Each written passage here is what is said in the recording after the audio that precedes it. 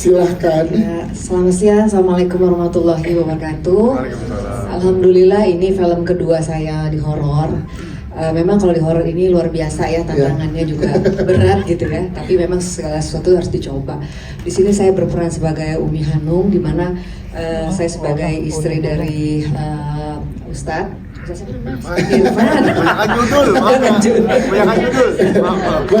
Ya, kemudian di sini saya sebagai orang tua angkat dari Farah dan juga Dina, di mana di sini saya walaupun anak angkat tetap saya mencurahkan kasih sayang kepada mereka berdua dan mengajarkan mereka bagaimana menjadi seorang istri yang patuh, seorang istri yang soleha untuk keluarganya gitu, dan saya tetap mengajarkan dia supaya menjadi wanita yang tangguh gitu di dalam kisah ini. Ada tantangan tersendiri nggak Mbak Matiana untuk memerankan Umi Hanum ini? Ya itu horor-horor. ya itu kan banyak tantangannya, dari motor ya, mentok, benjol. Saat rukiah itu luar biasa ya, padahal kalau saya lihat itu sebenarnya Feby yang paling luar biasa ya. Tapi yang benjol Umi. Faktor umur itu. Faktor umur. Ya gitu, tapi ya seru sih ya, di lokasi juga gitu. Ditambah lagi suasana horor lokasinya gitu ya. Luar biasa gitu.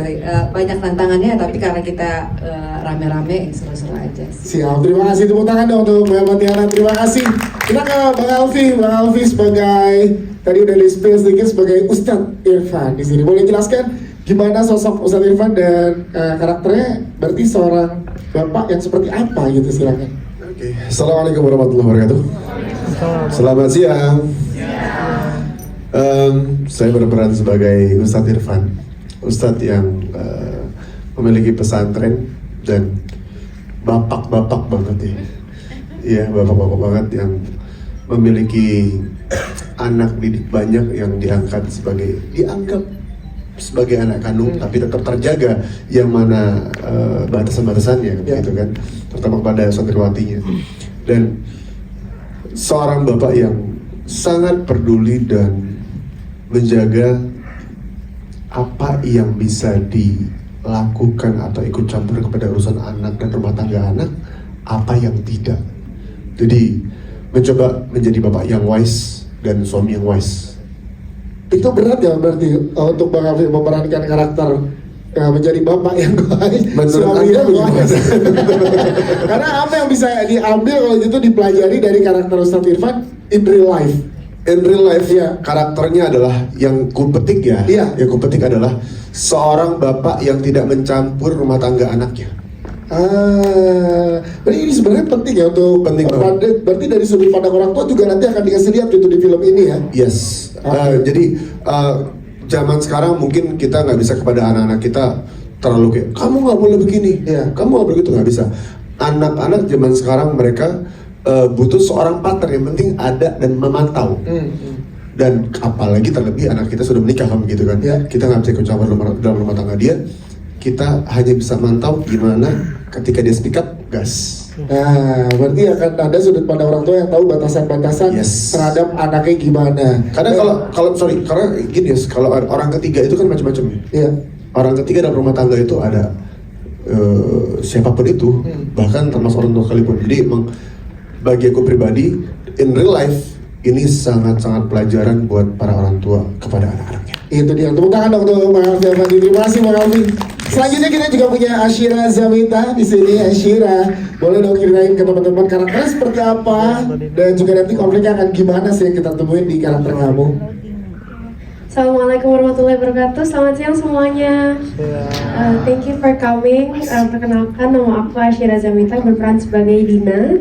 Jadi ini adalah film horor ketiga sebenarnya, tapi yang tayang baru satu. Terus apa sih sudah gitu ya om biasa. Emang Om Oka gitu kok. Om Oka emang gitu. Gak mau dipanggil Om Oka. Jadi tapi ini pertama kalinya aku berperan sebagai seorang santri dan harus menggunakan hijab. Iya. Jadi itu mama aku gimana? bangga banget sama aku. Alhamdulillah anak gue pakai hijab gitu. Di film. Jadi pas aku ditawarin sama Karigla, terus aku dibacain sinopsisnya gimana, ceritanya gimana, menurut aku ini menarik banget karena pertama aku anak tunggal. Aku nggak merasakan gimana kasih sayang seorang kakak, nggak punya seseorang yang tiap hari aku bisa cerita, pekerjaan di rumah sehari-hari aku dibantuin. Terus di sini Dina ceritanya memiliki kakak asuh ya, jadi kita satu pesantren bareng dari kecil, udah kayak kakak kandung sendiri yaitu Mbak Farah, manggilnya Mbak Farah. Gitu, diperankan oleh Kak Feby. Paling itu sih karakternya. Terus apa yang didapatkan oleh seorang Asyira setelah menjalani proses panjang syuting bersama dengan Wanita Ahli Neraka dengan karakter Dina? Sebenarnya kan karakter Dina tuh lumayan deket ya sama Asyira gitu, karena dia orangnya kritis, agak-agak nggak mau dikasih tahu gitu.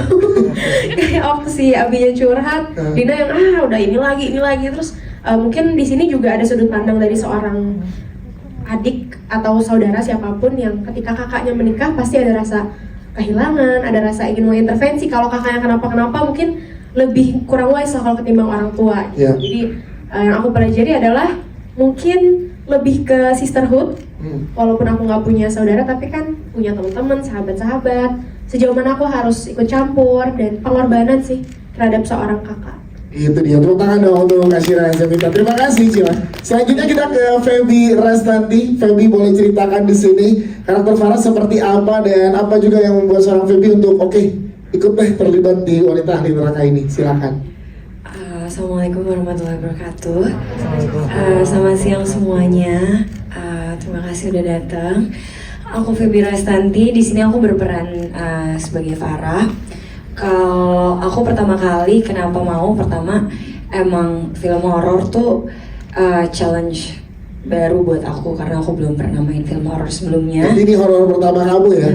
Wah, tepuk tangan dong untuk Feby Restanti.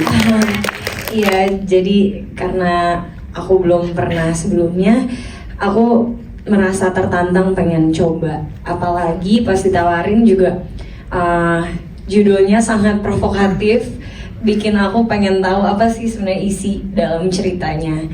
Terus baca sinopsisnya, baca background karakternya dan juga baca full ceritanya.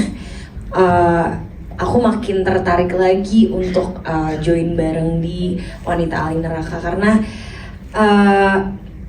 isu yang diangkat tuh bener-bener terjadi saat ini sih. Dan menggambarkan, maksudnya karakter developmentnya Farah juga kelihatan gitu loh, bahwa ya kelihatan bahwa korban tuh ada self esteemnya jatuh, gimana dia diserang self esteem yang nggak cuma mungkin kalau misalnya dia abuse kayak mentally, physically dan lain-lain, tapi self esteem juga dia jatuh juga. Terus tapi dalam perjalanannya gimana dia bisa tetap tangguh, bangkit dan melawan apapun itu yang salah dalam rumah tangganya gitu. Jadi kalau tadi kita lihat dari trailernya, itu kan banyak banget adegan-adegan intens. Nah, untuk Feby sendiri gimana persiapannya secara fisik, mental gitu kan? Iya, kebetulan aku ngelakuin stunnya semuanya sendiri. Wah, keren. Nggak ada. Jadi sebenarnya udah disiapin sih sama Karigla. Udah disiapin body double. Udah disiapin body double. Wow. Terus latihannya bareng sama aku. Terus ternyata pas lihat bagusan aku. Jadi kayak yaudah Feby aja. Jadi ini bentuk totalitas. Self-claim lagi. Self-claim. Enggak, tapi beneran. Iya. Kebetulan Aku saksi. Iya. Terus kayak yaudah Feby aja sekalian. Terus aku ngerasa juga, ya why not? Yes. Kayak at the same time aku akan membuat proses syutingnya akan lebih mudah juga kan. Kalau misalnya aku yang melakukan stunnya sendiri, pasti kan dari segi teknis juga kalau ada body double itu akan berpengaruh kayak maksudnya editingnya nggak akan semudah kalau aku yang melakukan sendiri. Nanti Feby meringankan kerja produser, sutradara, editor semua. Sama budget ya, sama budget nggak usah bayar body double. Oke. Gitu. Jadi demi totalitas seorang Feby Rastati melakukan semua dengan intensnya sendiri ya. Iya. Luar biasa. Tepuk tangan sekali lagi dong untuk Feby Rastati. Terus gimana ngobrol chemistry bersama dengan Bang Oka di sini? Sebagai suami istri yang tadi kita bilang. Iya, jujur kan aku sendiri belum berumah tangga, jadi Iya. aku agak untungnya ceritanya kan di sini baru berumah tangga, jadinya untuk pendalaman karakter sebagai seorang istri tuh nggak yang harus gimana-gimana banget, karena emang Farahnya sendiri juga masih mencari gimana sih jadi istri yang baik seperti apa gitu. Tapi kalau bangun chemistry-nya sama Kak Oka sendiri, untungnya Kak Oka tuh jiwanya muda sekali ya. Jadi kalau ngobrol sama aku, Bang Oks, ngobrol sama aku, contohnya maunya mereka Kak kan. Apa Kalau lagi ngobrol sama ngobrol, aku, ngobrol sama Cila, itu kita beneran masih nyambung banget. Berasa seumuran ya. Tapi maksudnya nggak gitu. Nggak, maksudnya kita bisa ketawa jokesnya maksudnya sama, terus kayak bareng sama Kak Alfi, sama Umi Elma, kayak kita banyak bercanda-bercanda, banyak ketawa-ketawa di lokasi syuting. Jadi untuk bangun chemistry di depan kamera pun jadi lebih mudah gitu, karena di luarnya, maksudnya di belakang kamera kalau lagi nunggu kita tuh banyak ngobrol dan ketawa-ketawa. Yes, terima kasih Feby Rastati penjelasannya.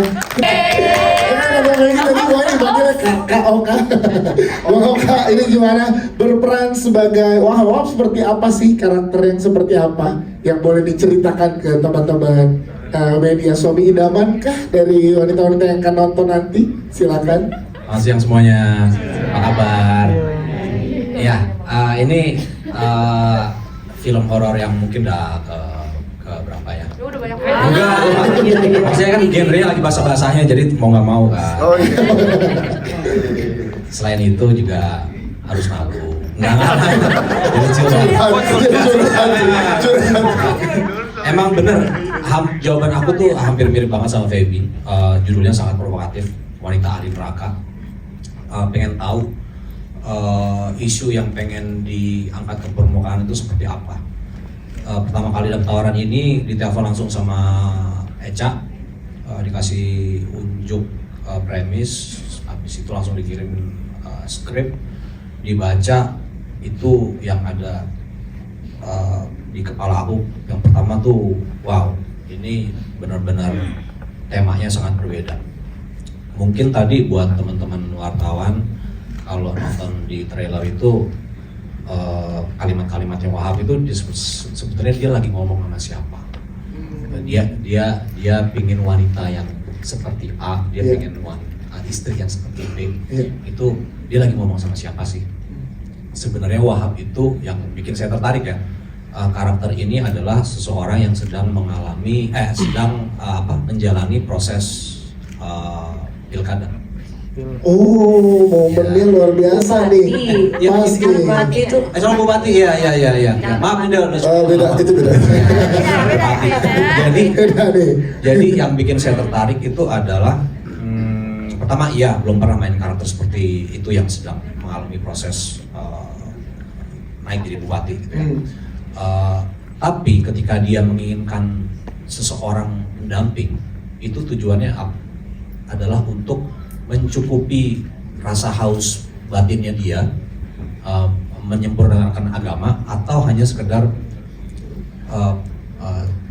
image, ingin menunjukkan sempurnanya dia secara image di depan halayak banyak gitu. Jadi banyak sekali layer-layer yang aku ngerasa tertantang banget untuk menunjukkan seperti apa sih karakter siapa namanya?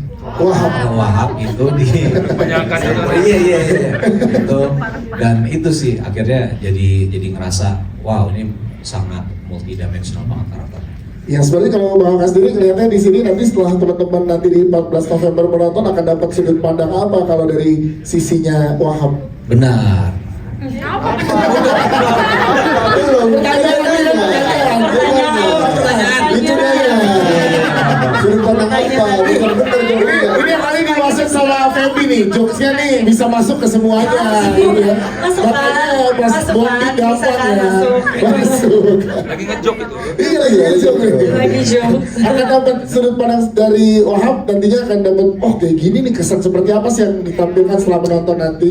Oh, kan? Bisa nih pertanyaannya. Kalau boleh dibocorkan, kalau belum nanti berarti. Ini nanti aja deh. Gak bisa juga Sombong jawabnya. aja. Jadi aman, jadi aman. Oke, terima kasih tepuk tangan buat Bang Oka.